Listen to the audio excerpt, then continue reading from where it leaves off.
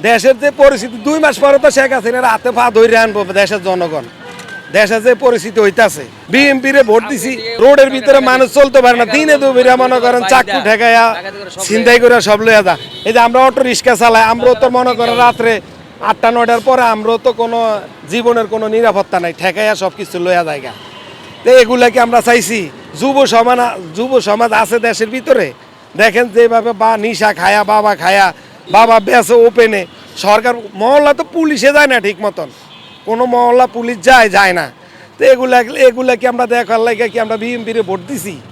আমরা আগে বলছি যে ইনুসে তো খাইছে, দেশটারে ধ্বংসই করছে, ইনুসের প্রোটোকল দিয়া ইনুসের সরকার ইয়া করে, তাইলে তো এখন বোঝা যায় ইনুস সরকার যা আছে এরা সবে এক আসিল।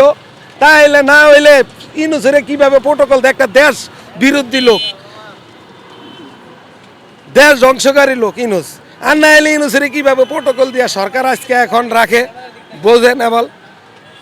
এই যে শুয়োরের গোস্ত, আমরা মুসলমান দেশ, শুয়োরের গোস্ত চুক্তি করে এখন এই যে ডাস্টবিন শফিকে তো সেদিনকা বলছে যে ইয়া করছে, সরকারও ছিল এই চুক্তিতে, জামাত বিএনপি অরও আছিল, সমন্বয়কে তো এই চুক্তিগুলো হয়েছে।